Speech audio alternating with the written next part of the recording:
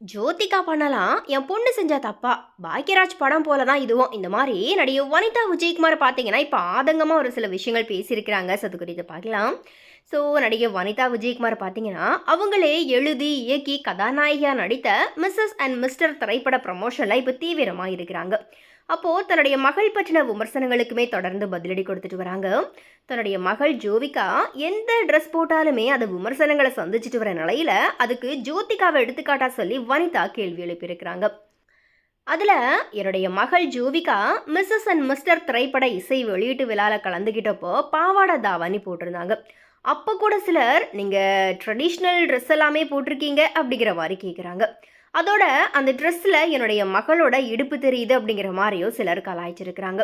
குஷி படத்தில் சில வருடங்களுக்கு முன்னாடி ஜோதிகா இடுப்பை காட்டி பெரிய அளவில் ஃபேமஸ் ஆனாங்க. அந்த படத்தில் ஜோதிகாவினுடைய இடுப்பு தான் ஃபேமஸ் ஆச்சு. ஆனால் இப்போது ஜோவிகா இடுப்பை காட்டினா அதை பெருசாக பேசுகிறீங்க. நான் இதை பற்றி எல்லாமே கண்டுக்கிற போகிறது கிடையாது. என்னோட பொண்ணு அழகாக இருக்கிறா, அதனால் அவளுக்கு எந்த ட்ரெஸ்ஸு சௌகரியமாக இருக்குதோ அதை அவள் உடுத்திக்க போகிறா, அவ்வளோதான். இதை பெரிய விஷயமெல்லாம் ஆக்க வேணாம். அதே போல் என்னோட படத்தினுடைய கதையை பார்த்துட்டு சிலர் இது பாக்யராஜ் படம் மாதிரி இருக்குன்னு சொல்கிறாங்க. என்னோட படத்தினுடைய ட்ரெய்லரில் கூட பிரா தூக்கி காட்டுறது போல காட்சிகள் இருக்கும். இது ஒன்றும் தப்பான விஷயம் கிடையாது. பாக்யராஜ் சார் படத்தில் எப்படி ஒரு குடும்பத்தில் நடக்கிற நல்லது கெட்டது எல்லாமே வெகுளித்தனத்தோட காட்டப்படுமோ அதே போல தான் இந்த படத்துலையுமே இருக்குது. முந்தானை முடிச்ச படத்தில் முருங்கைக்காயினுடைய அவசியத்தையும் சொல்லி குழந்தைங்க அதிகமாக பெற்றுக்கொள்ளக்கூடாது அப்படிங்கிற மாதிரி ஒரு விழிப்புணர்வையும் பாக்யராஜ் சார் சொல்லியிருப்பார்.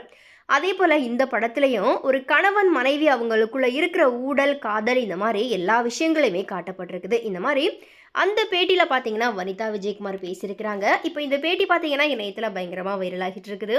ஸோ எனிவே இது குறித்த உங்களுடைய கருத்துக்களை மறக்காம கமெண்ட்ஸில் பதிவு பண்ணுங்கள்.